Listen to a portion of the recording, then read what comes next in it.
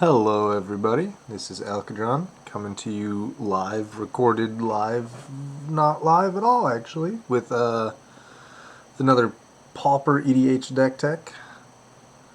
Today's subject is my gal Hateful Eidolon.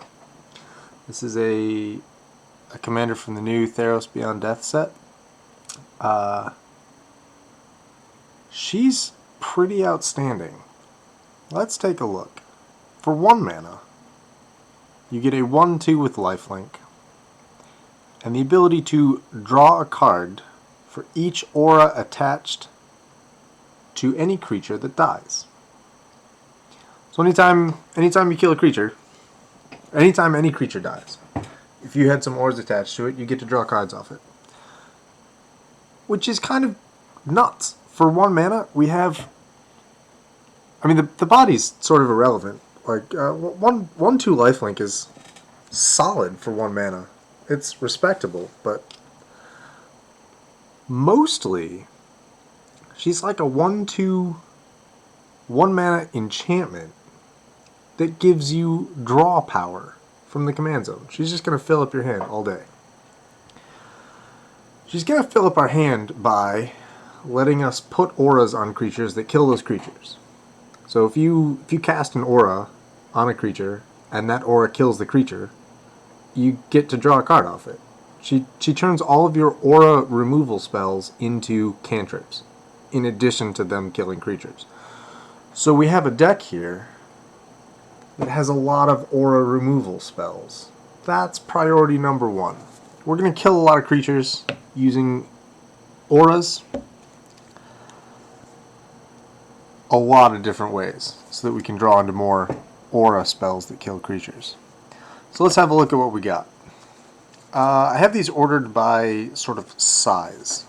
So probably the weakest aura kill spell we're running is called Feebleness. It only gives a creature -2/-1. So it only really kills 1/buts by itself. But the great thing about Feebleness is that it has flash. So you can surprise people with this, especially in combat. This is an incredible combat trick. If there's a creature that you really want to die that ends up in combat with something else, and if it's going to just barely survive, you can make sure it doesn't.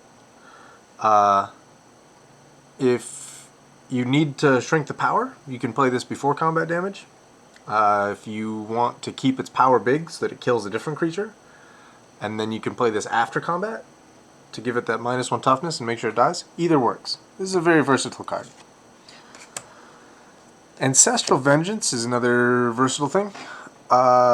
This is in some ways smaller than Feebleness. It's only going to give a creature -1/-1.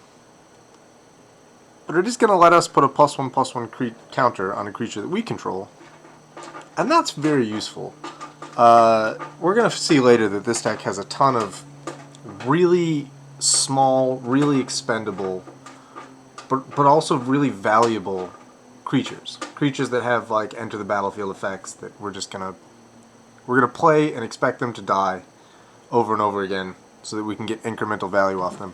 Making them a little bigger, making them into slightly bigger threats is great. Even if we just put the counter on the Eidolon, having a 2/3 with lifelink is not a small thing. So this gets a seat because of the buff. Mogus' Favor is the 3rd card we have in the kills 1/buts slot. This one's good because it's repeatable. We can cast this over and over again for its escape ability, using exiling 2 other cards from our graveyard. So if you use this to kill a 1/butt, you get to draw a card off it. Later, you can pay 3 mana, exile 2 cards, kill another 1/butt, draw another card. This is repeatable card advantage in mono black Pauper, which is pretty outstanding. We got a couple cards here that kill 2/buts. This is the trifecta of super basic. All 3 of these cards have the exact same ability. Enchanted creature gets -2/-2. They just have different casting costs and different names. They're going to kill a lot of 2/buts. And they're going to draw you cards off of the Eidolon, which is absurd. We have another couple -2/butt cards here. Maggot Therapy is very interesting because it has flash, like Feebleness does, which is great. We can use this to affect combats really effectively. Yes, we can affect them effectively. Good talking, Dave. I'm great at this. We can use this to influence combats. It can turn a combat into a blowout if someone's not expecting it. And again, you can play it before damage or after damage if you need the damage to happen or not. And it's +2, -2. So it's if you're using this as a combat trick between like two other people's creatures, you can. This is like a 4 power swing in making sure that they both die, which is that's pretty impressive. And then you draw a card when the one dies. It's unreal. This stab wound is an interesting one. It's going to give the creature -2, -2, just like the other 3 we just saw. The neat thing about stab wound is that if the creature survives, their controller is going to be losing 2 life every turn until it dies. So it's a good way to, it's a good way to just kill creatures that have 2 but or less. But if you don't have that opportunity, it's also a good way to get in some chip damage. So we have a lot of versatility here.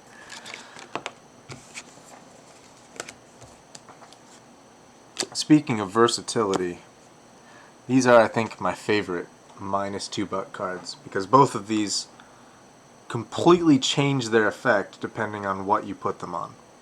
Phyrexian Boon will either give a creature +2/+1 if the creature is black. For example, I don't know, Hateful Eidolon. That's okay. If the creature's not black, this thing will give it -2 on the butt and probably kill it. So this can be a kill spell that draws you a card, or it can turn your commander into a 3/3 lifelinker. This one's the same. The difference is it's either going to buff the creature or hopefully kill the creature, depending on whether or not that creature is an enchantment. And again, our commander is an enchantment.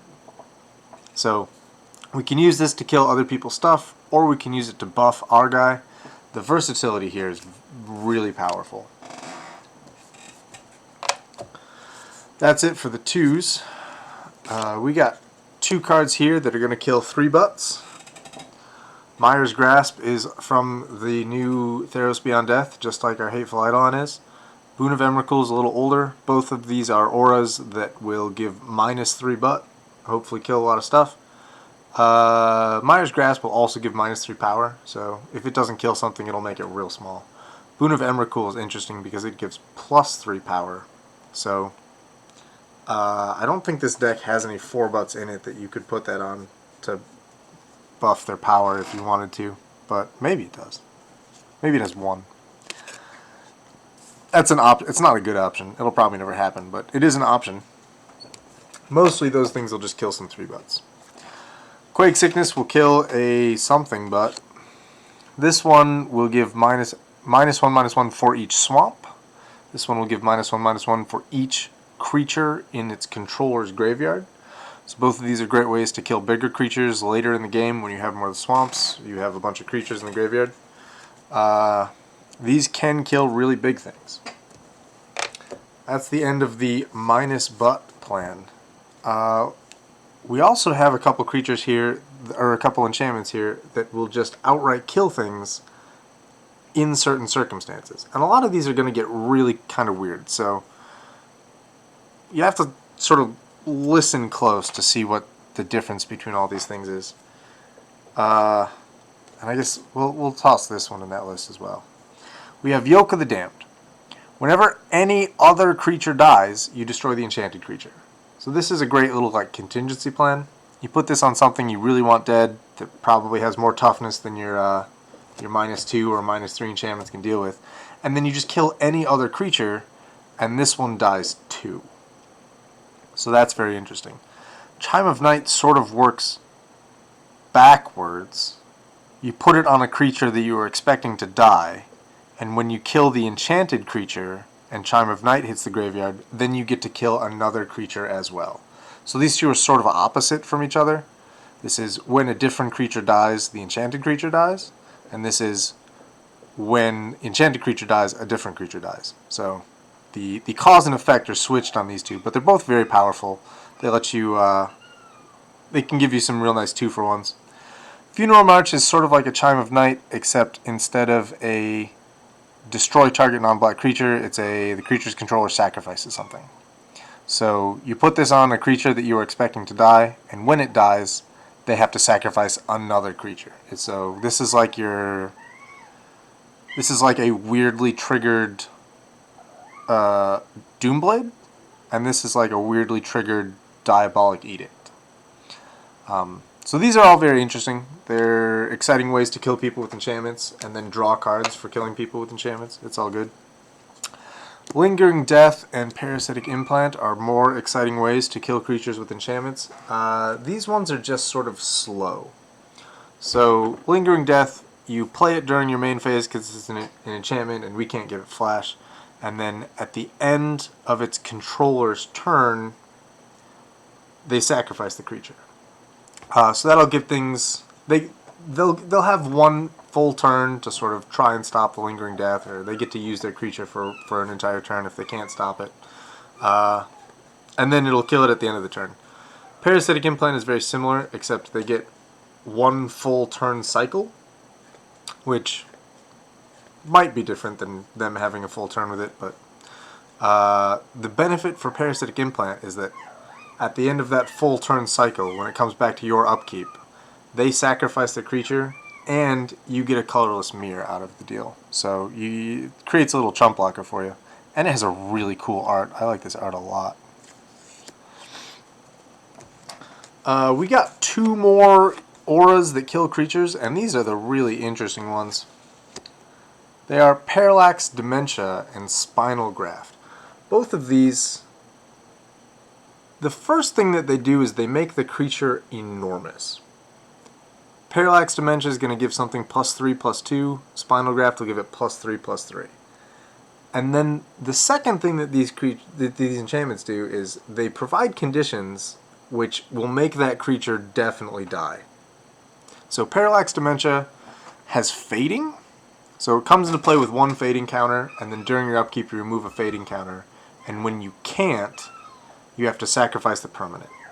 So if you're putting this on one of your creatures, you get this +3/+2 benefit the turn you cast it, and the next turn you take that counter off and you get that benefit for a second turn, and then during the upkeep of the third turn you try to remove a counter and there's nothing to remove, and so Parallax Dementia gets sacrificed, and when the Dementia gets sacrificed, the creature dies as well. So this is it's like an even slower Lingering Death. But the benefit is you can put it on your own creatures and have a huge creature for a little while, and then your own creature will die, and that's fine. You still draw cards when your own creatures die. If you want to put these on your creatures and just have huge buffs to your creatures for a little while, and then later your creatures die, that's fine. We'll still draw cards off that. We take those. Spinal Graft is another good one. It's going to give the creature +3/+3, and then it'll sort of give it the illusionary ability from a core set a couple years ago. I forgot which one. But it makes it into like an illusion or a phantasm where if it ever becomes the target of anything, you have to sacrifice that creature. Or destroy can't be regenerated, I guess. They didn't really understand how sacrifice worked in 1997. So, that is all of the auras that we got that are going to kill creatures, and there's 1, 2, 3, 4, 5, 6, 7, 8, 9, 10, 11, 12, 13, 14, 15, 16, 17, 18, 19, 20, 21. There's 21 of these.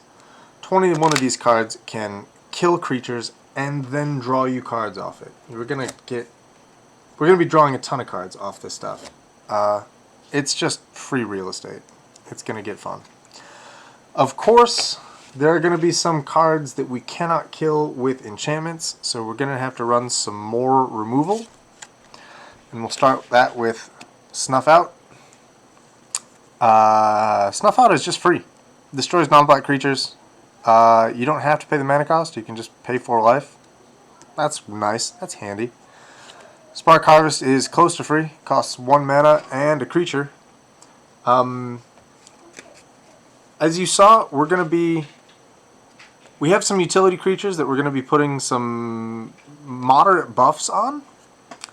Being able to sacrifice them when it would otherwise be their time to get some value off of this and draw cards off of it, that's going to be choice. That's how we make the big plays. So sacrificing a creature is almost a benefit for us, having that versatility to just throw something into the grave and then draw a card off it. If you don't want to do that, you can just pay 4 extra mana. That's nice. Also, this destroys planeswalkers if you're playing with the pals. The 2 mana stuff, we got Victim of Night and Feast of Dreams. Victim of Night will destroy a very specific subsection. Doesn't hit vampires, werewolves, or zombies, but it'll kill anything else, and that's pretty important. Feast of Dreams is a good one. It will kill any enchanted creature for only 2 mana. That, in a deck that's going to enchant a lot of creatures, that is going to provide us with a lot of versatility. Then we got the three mana ones are Murder and Rend Flesh. Murder will destroy anything for 3 mana. It is one of the best removal spells in this whole format. Rend Flesh will destroy any non-spirit. So it's kind of like that Victim of Night where it's cheap, it's valuable, but it provides a really bizarre restriction that should be pretty easy to follow. The last of our straight kill spell cards is Tendrils of Corruption. This is sort of like Quag Sickness. It's the deals damage equal to the number of swamps you control. So this is the second card we've seen so far that his effect is based on the number of swamps we have. So there's a lot of swamps in this deck. There's very, very few non-basic lands because we want to keep that swamp count really high. But hopefully this should be dealing 5, 6, 7 damage. Which should be enough to kill just about anything you see in Pauper. And it'll gain you some life off it. So here is another group of enchantments we have. The next group of cards we're going to talk about. These are enchantments that they don't kill the creature, but they do interesting things that make the game more fun and more better. And so that's why we have this sort of suite of non-enchantment kill spells, so that we can put these weird enchantments on creatures and then kill them anyway. So we're going to start with Casting of Bones. This is a draw spell, but it's a draw spell that only triggers when the enchanted creature dies. So we're going to have to keep that a little separate from the Hateful Eidolon. If Casting of Bones is on a creature and that creature dies, both of these abilities trigger. One of them will draw you 1 card, and the other one will draw you 3 cards and then make you discard 1 of those 3. So you actually kind of have to be careful. It's not draw 4 and then discard 1. It's draw 1 and then draw 3 and discard 1 of those. So it's a weird old card from Alliances. We have Sleeper's Guile and Despondency. These were parts of cycles from the Urza's block that come back to your hand for free when they die. So these are great cards to put on your extremely expendable, cheap, useless creatures, so that you can draw a card when that creature dies, and then you still get this enchantment back. You can put it on something else as well. So there's tons of value here. They're also just sort of not bad. I guess Despondency you don't want to put on your creature because it shrinks it. But Sleeper's Guile is great for your own creatures. Despondency is just a good... It'll make something smaller till it dies, then draw you a card, then you can play it again. It's pretty great. The last set of cards in this group is the Stealing Creatures cards. All 3 of these cards will enchant a creature and give you a trigger that when that creature dies, it comes back into play under your control. So most of the creatures in this deck are terrible. They're just sort of not good cards. They're very small, they're very expendable, they're very cheap. They're not the kind of thing that you really want to be bringing back for free with these cards. You can if you need to, but mostly these cards are for stealing your opponent's really good creatures. So if they have their giant monster, like I'm blanking on a giant monster, their crawworm, I guess. If they have a crawworm, you can put your Unhallowed Pact on their crawworm, and then you kill their crawworm, and now you have a crawworm. Unholy Indenture will do the same thing with a +1/+1 counter. Shade's Form will do the same thing, but while it stays in play, it'll give them the Shade ability where they can get +1/+1 for a black mana. Shade's Form is the one that you might consider putting on your own creature if you really need to use this +1/+1 for black mana ability to push some damage through. Speaking of putting enchantments on your own creatures, I do have a suite of cards that fall into that category. These are overwhelmingly really small, really minor enchantments that are going to give us incremental value and let us just draw cards for cheap mana when we attach these to our own creatures and then our creatures die. We start with Demonic Vigor. For 1 mana, it'll give the enchanted creature +1/+1, which isn't huge, but it's something. And then when the creature dies, you return it to its owner's hand. This is a good one to put on the Eidolon. Having a 2/3 lifelinker instead of a 1/2 lifelinker is actually a pretty sizable increase in power. And the really beautiful thing about these death triggers is they just recently, like 2 days ago, changed. That'll tell you when this video was recorded. They just recently changed the way that commanders work, so that it used to be if a commander died, you could move it to the command zone instead of the graveyard, and that means that it did not trigger anything that happens when it died. It was a replacement effect. So they're changing that so that when a commander goes to the graveyard from play, you trigger all of its death effects, and then you can move it to the command zone. So if you have this on the demonic, if you have the Demonic Vigor on the Hateful Eidolon and it dies, first of all, you do get this draw trigger because a creature died that had an aura attached to it, and then you get this return the creature to its owner's hand trigger. So the Hateful Eidolon will end up back in your hand. You get a free card off of the Eidolon. This will go away, but we don't care. It's super minor, and you're just generating value that way.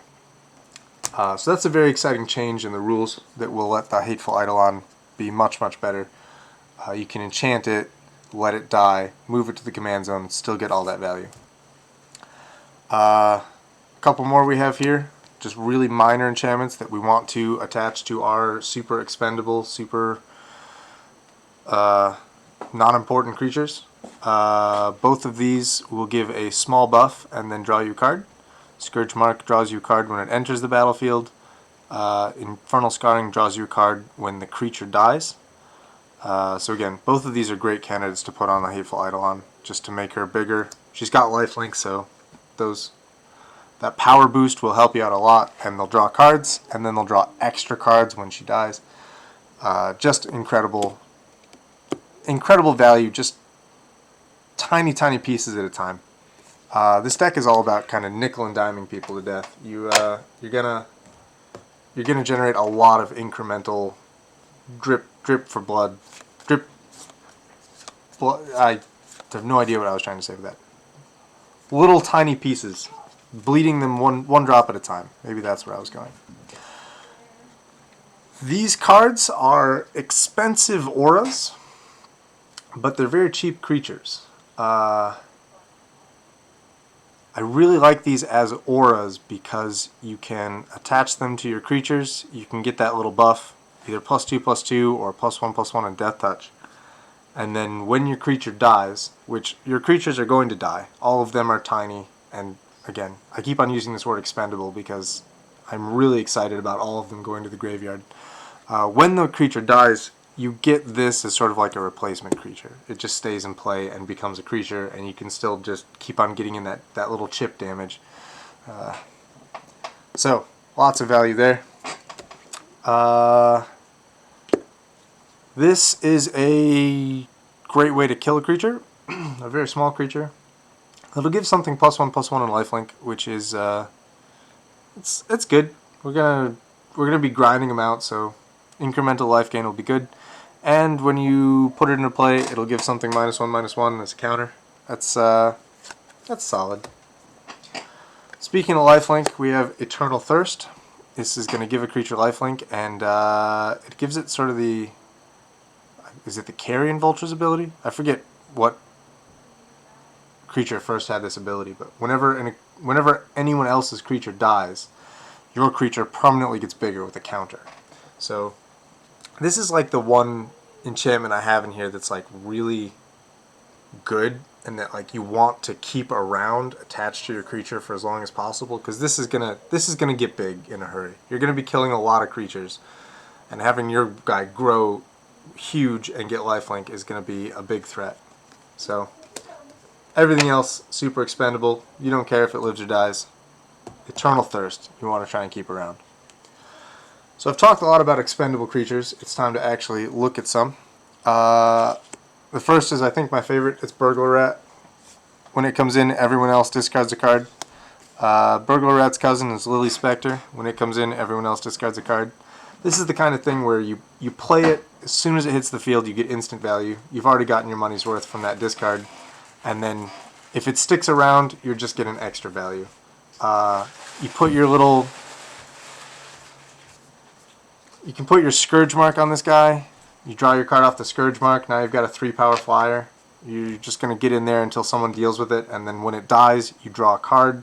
You draw another card. It's just the value from these tiny little interactions is just going to add up really fast. We got our draw package is Dusk Legion Zealot and Phyrexian Rager. Both of them have the same ability. When they come into play, you lose a life and draw a card. So again, as soon as they hit the field, you got your money's worth out of these cards. You're getting your card draw. If someone kills them later, then great. Like you probably have them enchanted, so you're going to draw cards off their death as well. And like someone's wasting resources to kill your guys. It's tremendous. You're going to win that battle of attrition pretty much every time. Throne of the Black Rose is the best draw spell we have in black. She makes you the Monarch, which, in addition to drawing you lots and lots of cards, is just the most fun mechanic in multiplayer. So she's incredible. She naturally has Death Touch, makes her really hard to attack into. Everyone's favorite value spell is Gary. When he drops, everyone's going to lose a ton of life. You're going to gain a lot of life. So everything I've shown you so far has been really, really small spells that you can sort of accumulate, build up. You're doing this chip damage. You're nickel and diming them just with these tiny little value interactions that hopefully accumulate over time. You got to have some way of just closing the game, and Gary is one of those ways. You drop him, you're probably looking at a 7-point life. I guess it's not a 7-point swing. If each of your opponents loses 7 and you gain 21, that's a 42-point life swing. So just being able to dome everyone at the table for 6 or 7 is fantastically good. This card should never have been common. I'm so glad it is. Here's some more value stuff. We have Gravedigger, Cadaver Imp, and Dutiful Attendant. These are, again, just really tiny creatures that will generate that value well, I guess these two generate the value as soon as you play them. This one generates its extra value when it dies. But again, these are things that we just want to die. So we're going to get that value no matter what. And it's going to add up. If we can enchant these first to make little threats that they have to block, they're going to spend a creature blocking our Gravedigger who is enchanted and already got us a card back from a grave and is going to draw us another card when it dies because it's enchanted, then we are definitely going to win that race. And being able to... The targets for these guys are always going to be stuff like Burglar Rats or Gary. So you're just going to get extra value off of those extra spells. It's definitely going to add up. Speaking of extra value, we got Abyssal Gatekeepers. This is my removal creature. I guess Blind Zealot is also my removal creature. I'll put them both up there. Abyssal Gatekeeper has a death trigger. When it dies, it's innocent blood. Everyone at the table sacrifices a creature. So we get to sacrifice another one of our garbage expendable creatures that has already given us its value. Everyone else at the table has to sacrifice one of their creatures. Hopefully one of their enchanted creatures. And we get to draw some cards. So that's gonna rake in the value. Blind Zealot is a card that I'm sort of on the fence about. I'm not sure exactly how well it's going to fit in this deck, but I'm excited to find out. For 3 mana, we have a 2/2 with Intimidate. So it's got Evasion. It's going to be hard to block. So if we just want to put a Scourge Mark or that other thing, Demonic something or other, Cartouche of whatever, Cartouche of Ambition. If we want to put a Cartouche of Ambition on it, or a Infernal Scarring on it, and just start attacking people for 3 or 4 damage a turn, that's really hard to block, that might be really good for us. She has a second ability, though, which is whenever she damages a player, you can sacrifice her to destroy one of their creatures. So maybe she's a 2/2 with Evasion that gets enchanted and gets in there until she eats a removal spell and then draws us a card. Maybe she is the removal spell that still draws us a card when we sacrifice her, and then maybe draws us a second card when she kills something that's enchanted. So there's a lot of possibilities here, but they all involve her attacking, and I'm wondering how often that's going to be relevant. I'm worried that she might just hit the board, eat a removal spell, and not really provide much value. But I guess taking a removal spell out of someone's hands that's worth something, I suppose. We have some sack engines as well here. Our creatures are still super expendable. A lot of times we will want to put them into our graveyard so we can draw cards off them. These guys will give us extra cards off that. Both of these guys they're both 3 mana 2/3s that will give you the ability to pay 3 mana, sacrifice a creature, and draw a card. One of them even gains you life. So these are going to generate some value for us like mad. This also gives us a creature sack outlet if we really need those creatures to hit the graveyard so we can get their abilities or draw their cards off of their enchantments. She can help us out with that. She also contributes to the chip damage plan, where every time you sacrifice a creature, each opponent is going to lose a life. So those tiny little interactions, again, those are going to add up until you get your opponent into Gary range and you can just dome them for 7.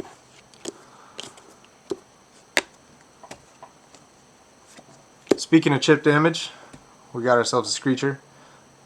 There's other extort creatures. This is the only one I'm running because it's real cheap and it's got evasion. So we can put it down real fast. We can enchant it with a +1 power, +2 power or something. Get some evasive damage in there. Take advantage of those extort triggers, and then when it dies, and you're not out much. Just a 2 mana 1/2. Grim Guardian is the other piece of the chip damage plan, and this is that 4-butt that's in the deck. If you really want to put Emrakul's thing on this, so it becomes a 4/1 instead of a 1/4, you can. It seems like a bad idea though. We want this guy to stick around and not be lightning boltable.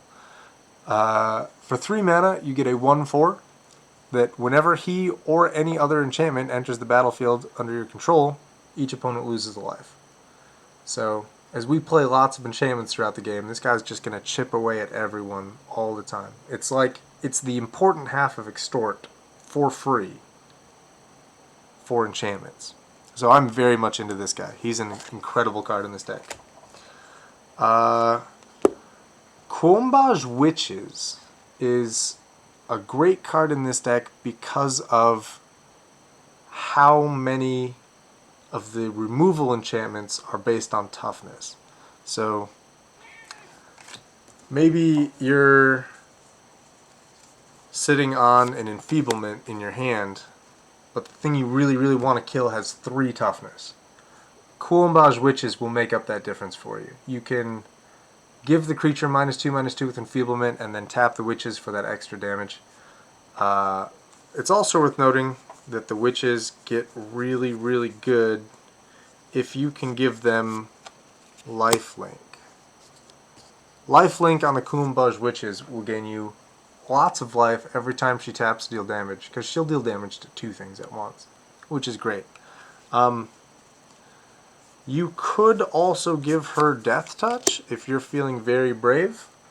Probably what happens if you give her Death Touch is the first time you activate her, your opponent targets her with her ability and it kills itself. So you have to be careful about that. But if there's 2 really terrible colossal threats on the board and you need to kill both at once and your table sort of conspires to do this together, you can give her Death Touch and then hit both of those things at the same time. Kill a bunch of threats. You got some options there. So Kuumbaj Witches, great card, lots of flexibility. It's going to be super helpful for this deck. The last card I have in the utility creatures slot isn't actually a creature, it's Unearth. And this is just a great way to get back our utility creatures. It's good for Burglar Rats or Lily Spectre to just, you let them die to something, you get them back for cheap, you get that ETB effect one more time. There's just a ton of value embedded in this card for us. So I like that one a lot. I'm not running any other Grave Recursion except for those creatures you saw, the Cadaver Imp and the Gravedigger. But if you're feeling real cheeky, you can unearth the Cadaver Imp and get his unearth ability again to target a, I don't know, Gary. And then you cast Gary, and you already have 4 black mana symbols just from the Cadaver Imp and Gary by themselves. So Unearth is great. Tons of value there. So that's all the tiny stuff. With the exception of Gary, pretty much every single card I've shown you so far costs 3 or less.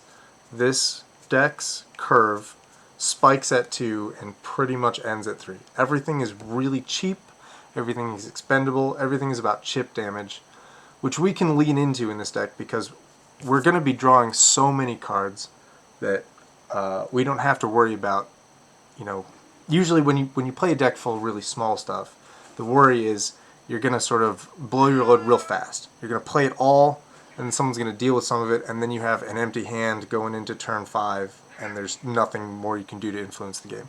She's going to keep our hand full. We should be able to flood the board with these cheap auras, cheap creatures, and keep our hand full the whole time to keep that pressure on, keep the chip damage coming. But we still have to end the game somehow. So we have a collection of cards here that will do some big damage for some big mana towards the end game. The first of them is Corrupt. And this is our 3rd for each swamp you control card, which is another reason why almost every single land in this deck is a swamp. So it's going to deal a damage per swamp to any target, and then it's going to gain us that much life. Which, if you have 8 or 9 swamps in play, by the time this is happening late game, this is probably just a better fireball. It's a little bit more mana efficient and it gains you a lot of life. In mono black, Corrupt is responsible for just giant piles of damage. So that's one way we can close out games. That's a great way to close out games. In the similar vein is Drain Life and Consume Spirit. Both of them are essentially fireballs. They take 2 mana to start, and then you can spend any amount of black mana in addition, and they'll just deal that much damage. So we got some X spells we can use to dome someone in the face. It's a great way to deal 7 or 8 damage to someone to close out the game, and you gain that much life. I should also mention that all 3 of these cards can be used to kill creatures if you're super desperate. I would advise against it. They're usually better as cards for doming people's faces to end the game, but if you're desperate, you really need to kill the creatures, gain some life, you have that option. The other ways we have to deal big damage are Crypt Rats and Pestilence. So I've talked a lot about the Hateful Eidolon having lifelink, and a couple of the auras in here will give things lifelink, and the Corrupt and the Drain Lives should be gaining you lots of life. There's some Extort stuff in here.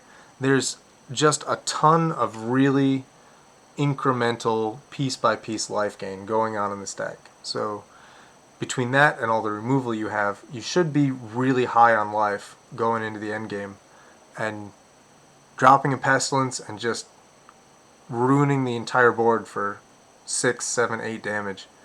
That'll end things. That's a good way to close out games. That'll hit everyone at once for that much damage. It's kind of like a Gary that you have to pay mana for. Crypt Rats is the same. And I'm talking about these as ways to kill players and end the game. Definitely don't overlook the fact that they wipe the board as well. Like, if things get out of hand, you really need to clear a bunch of tokens or something, you can. These are just incredible, powerful cards, versatile cards. They do everything you want them to do. Evankar's Justice is not as good as those two, but it still kind of fills that category. As a sorcery, it'll deal 2 damage to everything for 4 mana, but you can buy it back for 3. So if you have 7 to spend, you can set yourself up to deal 2 damage each turn to some stuff. If you have 11 to spend, which seems unlikely in this deck, but possible, if you have 11 to spend, you can deal 4 damage to the table. So it's a lot less efficient than Pestilence, but still worth a seat, I think. That is it for the spells. That took kind of a long time. We're at 42 minutes already here. That took a long time because this deck is almost nothing but spells. This is the part of the video where normally I would talk about ramp, but this deck doesn't have any ramp. Everything else in this deck is a land. And here's why. Our commander costs 1. She's going to hit the table immediately, no matter what. We don't have to get to a certain number of lands to be able to cast her. She's just going to start in play, basically. And then she's going to start drawing us cards immediately. So we don't need to ramp up to a certain number before we can start influencing the game. We start influencing the game instantly, right from turn 1, turn 2. We'll be playing our spells. We'll be doing what we want to do. And doing what we want to do is going to just draw us a ton of cards. So we're not going to miss the land drops. We can consistently hit land drops number 4, 5, 6 easy. We don't need the ramp. We don't need the acceleration. We're going to be on curve, straight through land 6 every single game with only these 34 lands. This is 32 of them are basic swamps. So like I said, a lot of our stuff depends on number of swamps. So we have a lot of swamps. 32 basics. There's a lot of sort of stapley things that people tend to run, like Haunted Fengraph or Cave of Temptation. I opted not to run any of that in this deck because I want the number of swamps to be really, really high for those corrupts. And even the Drain Life can only take black mana, so the things that tap for colorless are less good for us. Witch's Cottage is another swamp, so it can make the cut for free. And when it comes in, it's going to put a creature on top of my library from the graveyard. So that's going to be some powerful reanimation if I need it. If I really need one of those value creatures back, or Gary. This is just good to do to Gary, so you can Gary again. The only non-swamp land in the deck is Bojuka Bog. This deck doesn't have any other grave hate, and grave strategies are incredibly powerful in this format. So I wanted to scrap one of my swamps for this thing that'll just annihilate a graveyard for free. But everything else is a swamp. Every single one of these taps for black mana. So we should be on curve throughout the game and hitting those drain lives for the big damage late. That's it for the Hateful Eidolon. That's every card in this deck. Thanks for watching. Stay tuned for more. And we'll see you next time.